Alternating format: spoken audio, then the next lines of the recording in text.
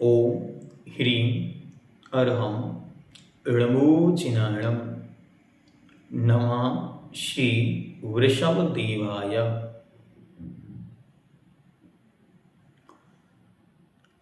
पूज्यवर महाकवीश्वर परम स्तुतिकार धीवर मानतुंग स्वामी महाराज स्तुति की झड़ी लगा रहे हैं। वे पूर्ण स्तुति नहीं, एक एक काव्य में ही पूर्ण स्तुति भर रहे हैं। वे एक ऐसा व्यवस्थित काव्य हमारे सामने प्रस्तुत कर रहे हैं कि हम जितना जितना पढ़ते जाएंगे उतना उतना प्रभु के गुणों में डूबते चले जाएंगे।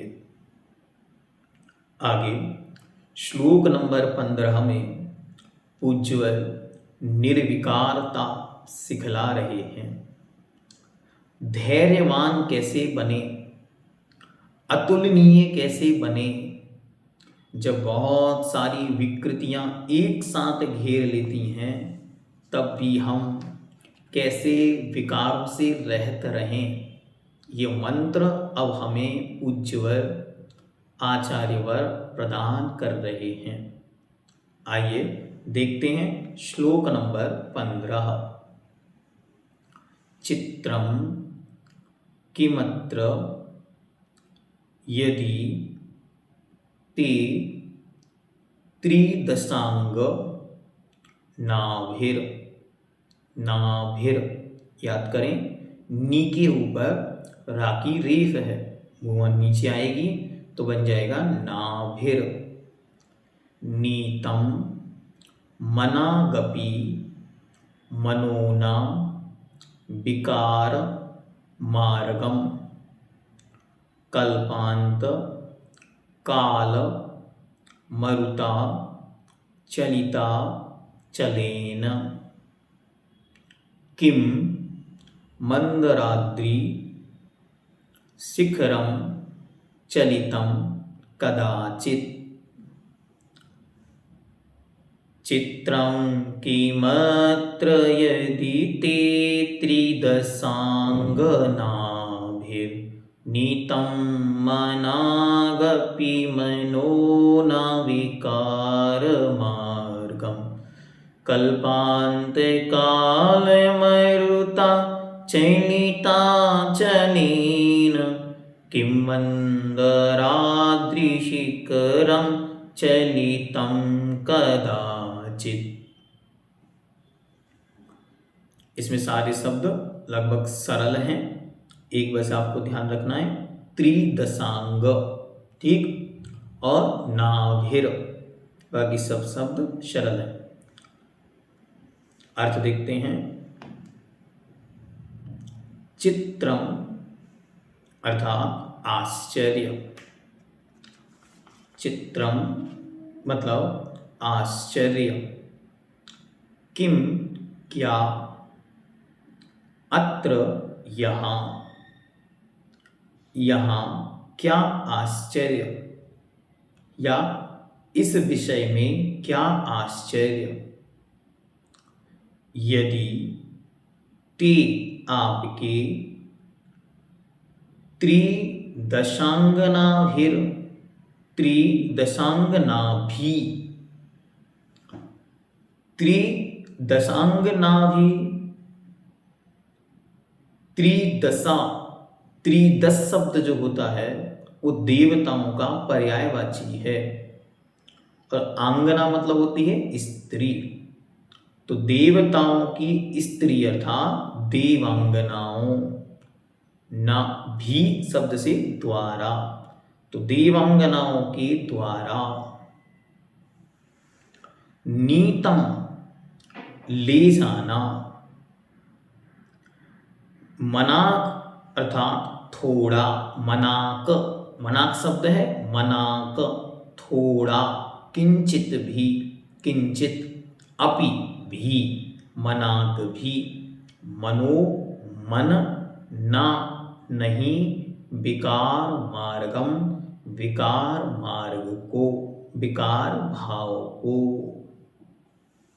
हे प्रभु, इसमें क्या आश्चर्य है कि तीन लोक की सुंदर सुंदर देवियां, देवांगनाएं सुंदर सुंदर नृत्य भाव आदि करके भी आपके मन को थोड़ा सा भी विकार मार्ग में नहीं ले जा सकती, नहीं ले जा पाई।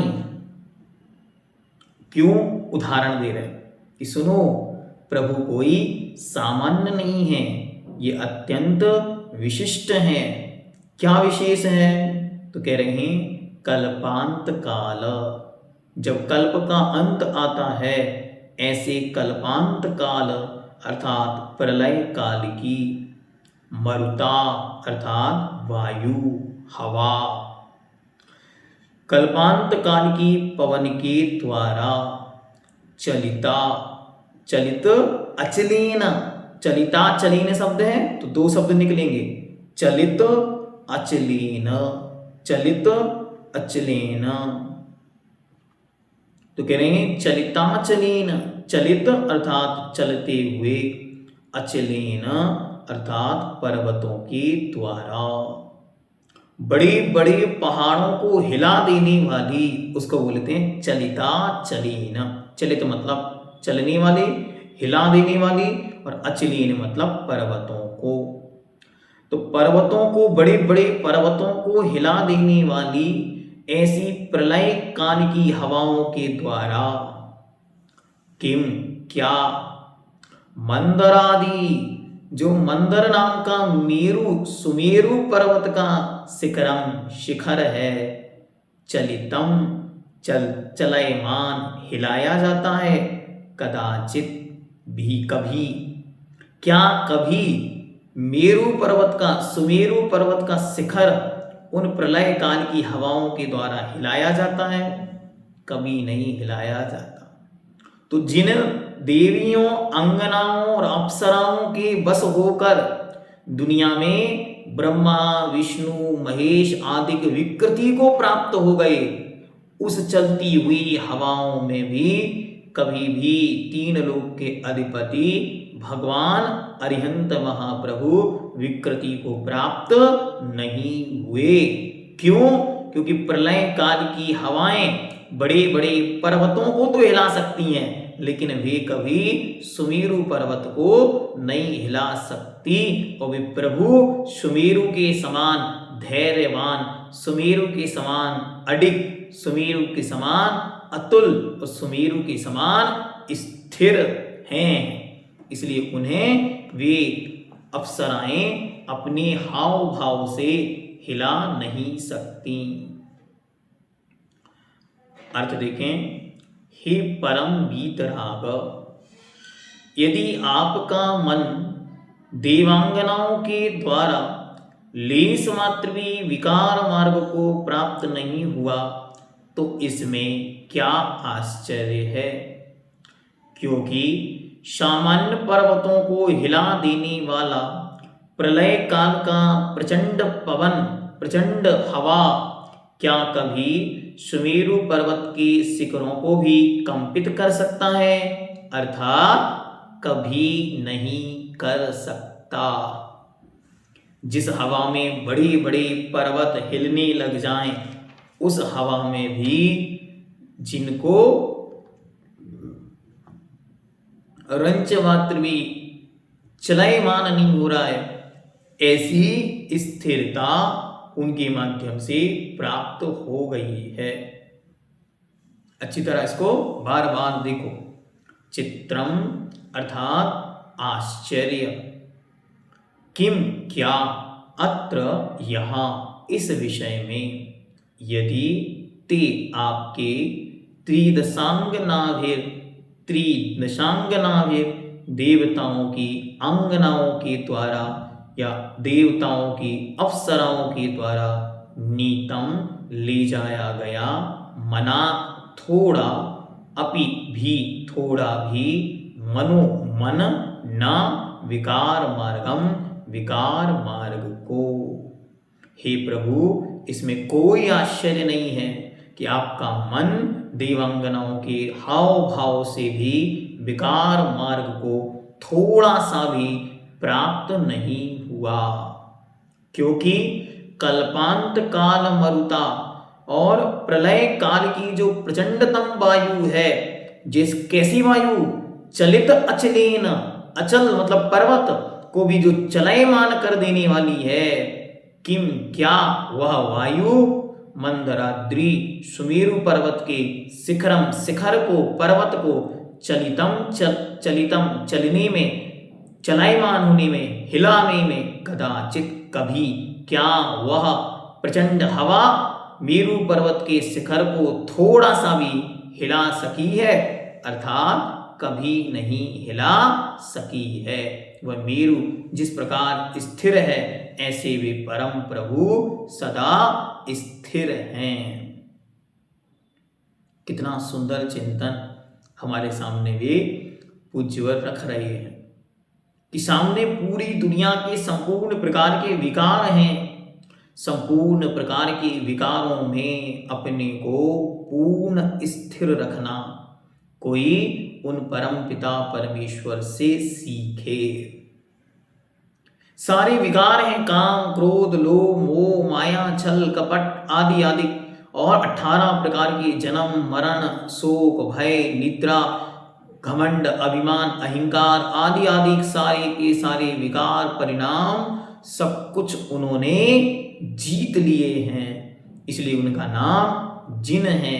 जयति इति जिनः, जिन्होंने सब कुछ जीत लिया है उनका नाम जिन है। और वे जिन कैसे हैं? वे असामान्य जिन नहीं हैं, वे अचिंत हैं। उनको अब कोई भी विकृत नहीं कर सकता। दुनिया में सैकड़ों प्रकार के देवी देवता हैं और उनकी विषय में सैकड़ों प्रकार की कथाएं, कहानियां और किंवदंतियां प्रचलित हैं, लोक कथाएं प्रचलित हैं, और उनके ही पुराण ग्रंथों में उनके विषय में ऐसी ऐसी कथाएं प्रचलित हैं जो नैतिक मूल्यों पर भी घटित नहीं होती। इस तरीके की विकृति को वे प्राप्त हो गए। किनके माध्यम से? अप्सराओं के माध्यम से, सौंदर्य के माध्यम से, काम भाव विकारी परिणामों के माध्यम से। लेकिन 3 लोक में एकमात्र वीतराग जिन मुद्रा ऐसी है जहां कोई विकार ठहर नहीं पाया, जहां सारे के सारे देवी देवता सारे के सारे आकर भी अनेक प्रकार की विकृतियों को उत्पन्न करते रहे, लेकिन फिर भी क्षण मात्र के लिए भी वे विकृत नहीं हुए। ऐसे वह परम प्रभु हैं। कैसे हैं वे? वे अतिशय धैर्यवान हैं, उनके अंदर अतिशय धैर्य है। वे परम अतुलनीय वीर्यवान हैं। उनका वीर्य अर्थात शक्ति अचिंत, अद्भुत, अनुपमेय और अन्य में नहीं पाई जाने वाली ऐसी अचिंत शक्ति है। और उन्होंने क्या किया? वे मनोविजयी हैं। उन्होंने अपने मन को पूर्ण रूप से जीत लिया है। उन्होंने अपनी इंद्रियों को पूर्ण रूप से जीत लिया है। इसलिए क्षण मात्र को भी वह विकार उनमें ठहर नहीं सकता। सारे जग ने किसको जीत लिया? तो सारे जग को जीतने वाला है कामदेव, काम भाव, काम विकार। और उस काम विकार को भी जिन्होंने जीत लिया है उनका नाम जिनेंद्र देव है।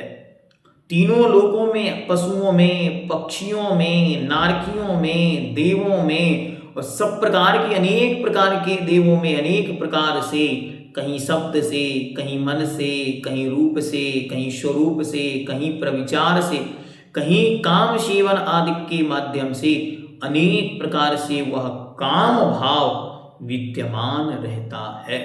लेकिन एकमात्र वीतराग जिन मुद्रा ऐसी है जो पूर्ण रूप से उस काम भाव विकारी परिणाम को हरा देती है और स्वयं जीत जाती है। तो ऐसे ही त्रिदशांग नाभिल। त्रिदशांग क्या है? त्रिदश शब्द जो है वो देवताओं का पर्यायवाची है। त्रिदश शब्द उनके लिए दिया है। त्रिदश मतलब देवता, और उनकी अंगनाएं, अंगना मतलब होती स्त्री, तो उनकी अंगनाएं अर्थात देवियां। तो त्रिदशंगनाभिर के दो अर्थ हैं, देवताओं की स्त्रियां मतलब देवियां और दूसरा अप्सराएं, क्योंकि लोक कथाओं में अप्सराओं का बहुत अधिक वर्णन है कि इस प्रकार की अप्सरा यहाँ पर आई और उस ऋषि को भ्रष्ट कर कर चली गई। उस ऋषि के साथ उसने इस प्रकार का हाव भाव प्रकट किया और वह ऋषि उसके साथ साथ स्वर्ग की ओर चले गए अथवा विकार परिणामों को प्राप्त हो गए, गृहस्थी की ओर चले गए। इस प्रकार की कथाएं लोक में बहुत अधिक प्रचलित हैं। उन सब कथाओं को पूज्यवर ने एक पंक्ति में रख दिया कि देखो, दुनिया के सामान्य देवी देवता, दुनिया में मान्य जो भगवान हैं, वे छोड़े से ही पुरुषार्थ में किसी काम भाव को प्राप्त हो गए, लेकिन वीतराग जिन मुद्राधारी वे परम अतुलनीय, वे परम धैर्यवान, परम प्रभु सदा सदा हर एक परिस्थिति में निर्विकार रहे। इसलिए वे कौन हो गए? वे जिन हो गए। जयति इति जिनः, उन्होंने निज को जीत लिया, इसलिए उन्होंने पर को जीत लिया। उन्होंने निज मन को जीत लिया, इसलिए दुनिया के सब विकारों पर उन्होंने विजय प्राप्त कर ली। इसलिए ये श्लोक हमें प्रेरणा देता है निर्विकार बनने की। और जब जब जीवन में विकार उत्पन्न होता है, विकार कैसे कैसे होते हैं? सैकड़ों प्रकार के विकार जीवन में उत्पन्न होते हैं। और आज के समय में विकार को उत्पन्न करने वाला सबसे बड़ा कोई साधन है तो उसका नाम है मोबाइल देवता। पहले त्रिदशांग नाभिर आती थी, अब वो त्रिदशांग नावरों की आवश्यकता नहीं है, एक ही काफी है, उसका नाम है मोबाइल। तो उसके माध्यम से, टेलीविजन के माध्यम से, अनेक प्रकार की अन्य साइट्स के माध्यम से जो विकार अपने में उत्पन्न हो रहे हैं, जो विकार अपने में उत्पन्न हो रहे हैं, जो विकार अपने में बार बार आ रहे हैं, उन विकारों को धीरे धीरे धीरे समाप्त करना है। उन विकारों को धीरे धीरे खत्म करने का पुरुषार्थ करना है। लेकिन हम बहुत मेहनत करते हैं, बहुत सोचते हैं, फिर भी वे विकार कम नहीं होते। तो क्या? जिसके बारे में जितना आप सोचेंगे वो उतना बढ़ता है। इसलिए क्या करें? विकारों के बारे में नहीं सोचना है, विकारों के अपोजिशन में कौन है उसके बारे में सोचना है। फिर से ध्यान से सुनना, जिसके बारे में आप जितना सोचेंगे वो उतना बढ़ेगा। तो जब विकारी परिणाम बढ़ रहे हैं तो विकारी परिणामों के बारे में नहीं सोचना है, निर्विकारी के बारे में सोचना है। क्या दुनिया में ऐसा भी कोई है जिसने इन विकारों पर विजय प्राप्त की है? अगर कोई है तो मैं बार बार अपने मन को उनके ओर ले जाऊं या उन्हें अपने मन में लाऊं। इसलिए क्या करना? हमेशा हमेशा जब विकार परिणाम उत्पन्न हो, जब परिणाम गंदगी की ओर चले जाएं, जब परिणाम श्वान प्रवृत्ति में चले जाएं। श्वान प्रवृत्ति क्या होती है? यहां वहां से उज्ज्वल गुरुदेव आचार्य भगवान विद्यासागर जी महाराज ने लिखा कि उसे कितने ही अच्छे स्थान पर रखा जाए, लेकिन जब उसे छोड़ा जाता है तो वो वापस गंदगी में चला जाता है। ऐसे ही हमारा मन, हम बार बार 24 घंटे पुरुषार्थ पूर्वक अच्छे काम में भी लगाते हैं, लेकिन जब मौका मिलता है तो ये मन अच्छाई से निकलकर बुराई की ओर चला जाता है। अच्छे अच्छे वीडियोस देखते हैं और उस वीडियो में कोई एक ऐड आता है और उस ऐड पर क्लिक कर देते हैं तो घंटों घंटों विकृति की ओर चले जाते हैं। वापस लौटने का पुरुषार्थ भी नहीं होता, हिम्मत भी नहीं होती। और आज के समय में इतने सारे ऐप, इतनी सारी सुविधाएं, इतनी सारी विकृति के साधन उपलब्ध हैं, जिनके माध्यम से एक क्षण में ही 5 पाप, एक क्षण में ही 7 व्यसन आपके घर, आपके रूम, आपके दरवाजे, आपके मन में प्रवेश कर रहे हैं। इसलिए क्या करा जाए? इसलिए अच्छी तरह एक गहरे पानी में ले जाके इस मोबाइल नाम के देवता को विसर्जित कर देना चाहिए, कर देना चाहिए। और क्या, इसका कार्यकाल पूरा हो गया, अब उसको ले जाके विसर्जित कर देना चाहिए। तो आशा जी कह रही हैं कि भैया जी ऐसा करेंगे तो हम क्लास कहाँ पढ़ेंगे। तो बहुत अच्छी तरह ये समझना कि बार बार हमारा मन पर निमित्तों को कोसता रहता है। ये मोबाइल नहीं होता तो शायद हम गलत रास्ते पर नहीं जाते। ये मोबाइल नहीं होता तो शायद हमारा उसके साथ संबंध ही विकसित नहीं होता, क्योंकि वहां तो उतनी देर के लिए मिलना था, उसके बाद किसने मिलाया, मोबाइल ने मिलाया। कभी वीडियो कॉल पे मिलाया तो कभी सामान्य चैट पर मिलाया। तो क्यों मिलाया, क्योंकि मोबाइल ने मिलाया। ऐसे दोषी कौन है, मोबाइल है। मैं तो परम पवित्र शुद्ध विशुद्ध आत्मा हूं। यही हमारी सबसे बड़ी कमजोरी है कि हम पर निमित्तों को पकड़ लेते हैं और उन पर निमित्तों को पकड़ करके रात दिन उन्हें कोसते हैं, अपने को कुछ नहीं कहते, अपनी गलती को स्वीकार करने का भाव ही नहीं करते। और यहां भगवान मानतुंग स्वामी हमसे कह रहे हैं कि सुनो, हवाओं में जोर था कि नहीं था, हवाओं में जोर है, तब तो बड़े बड़े पर्वत हिले हैं। अगर हवाओं में जोर नहीं होता तो बड़े बड़े पर्वत अपने स्थान से उखड़कर कैसे चले गए। हवाओं में क्या जोर था कि उन सुनामी जैसी लहरें आती हैं और वे एक एक लहर, एक एक द्वीप को, एक एक शहर को क्षणों में समाप्त कर देती हैं। ऐसे विकारी परिणाम होते हैं कि हजारों हजारों वर्षों की साधना, हजारों हजारों वर्षों की मुनिचर्या, हजारों हजारों वर्षों की भक्ति भावना, हजारों हजारों वर्षों का स्वाध्याय, हजारों हजारों वर्षों के अच्छे परिणाम एक क्षण की विकृति में समाप्त हो जाते हैं। ऐसी हवाएं आती हैं। इसका उल्लेख आपको अच्छी तरह डीपली पढ़ना हो तो कभी भगवान बट्टकीर देव के द्वारा लिखित मूलाचार ग्रंथ को पढ़ो। उन्होंने लिखा, बड़े बड़े दीक्षाधारी, बड़े बड़े संघ के अधिपति, बड़े बड़े ब्रह्मनिष्ठ, गणधर शब्द का उन्होंने प्रयोग किया, जो गणों को धारण करने वाले उच्च पदों पर आसीन हैं, ऐसे जीव भी क्षण मात्र की विकृति में विकृत हो सकते हैं, हो जाते हैं। तो क्या करना, विकार उत्पन्न होना ये हम संसारियों की एक सहज विकृति है। सहज विकृति, बार बार परिणाम उस ओर चला जाता है। थोड़ी सी ही परिस्थिति को वैसा देखकर उसमें रम जाता है और बार बार क्या करता है, निमित्तों को खोजता है, निमित्तों को दोष देता है, निमित्तों को डांटता फटकारता है, लड़ता है और हार जाता है। एक क्षण के लिए आंख बंद कर कर उपादान की ओर आना। उपादान मतलब अपनी ओर।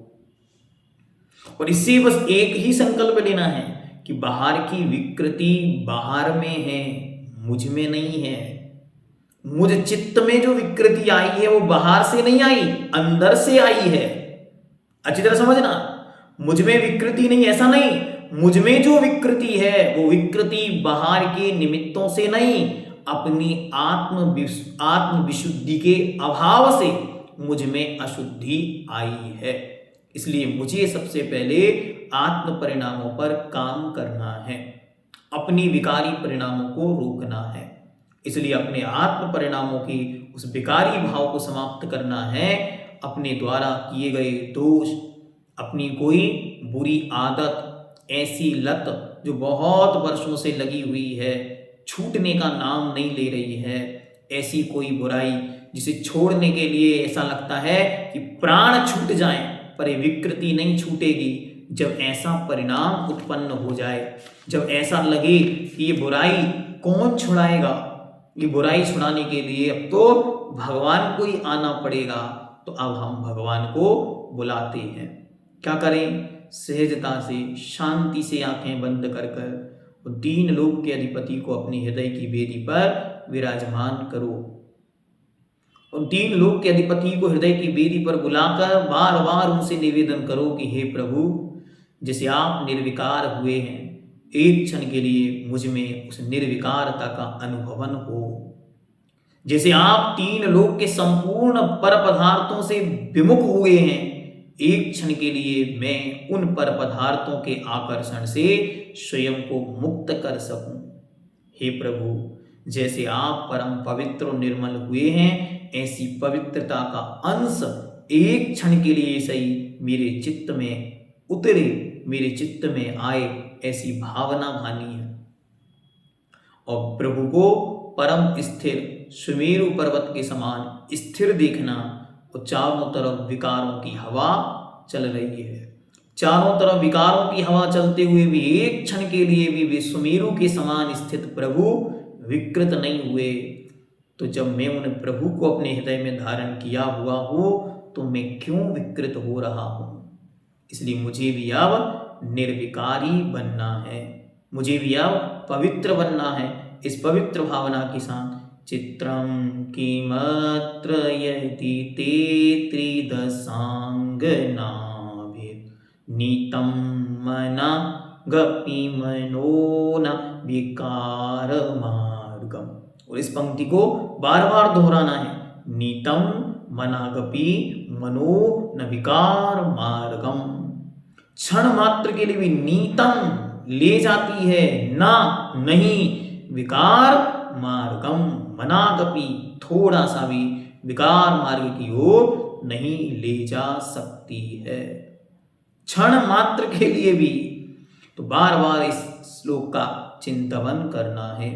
जिनको दुष्स्वप्न, बहुत गड़बड़, बहुत भयानक स्वप्न सताते हैं और गंदे गंदे दृश्य जिनके स्वप्न में आते हैं, इस प्रकार से जिनका चित्त बार बार विकृति की ओर जाता है, वे अच्छी तरह सोने के पहले इस श्लोक का 15 बार, 21 बार, 9 बार पाठ करें और बार बार उन प्रभु को अपने हृदय की वेदी पर स्थिर करके और फिर अपना जब शयन करें तो लास्ट मोमेंट में उन अरिहंत प्रभु की वह पवित्र स्थिर मुद्रा देखें। कैसी निर्विकार अवस्था उनके अंदर प्रकट हुई है कि तीन लोक की देवियां, सुंदर सुंदर अप्सराएं भी, जिनकी मन में रंच मात्र भी विकार उत्पन्न नहीं कर सकी, ऐसे प्रभु का मैं भक्त हूं, तो मुझ में विकृति आएगी कहां से? ऐसा कमांड अपने को देना कि मैं निर्विकार स्वरूपी हूं, मैं निर्विकार स्वरूपी हूं, मैं निर्विकार स्वरूपी हूं, मैं पवित्र आत्मा हूं, मैं पवित्र आत्मा हूं, मैं पवित्र आत्मा हूं। मेरा मन पवित्र है, मेरा वचन पवित्र है, मेरा काय पवित्र है, मेरा जीवन पवित्र है।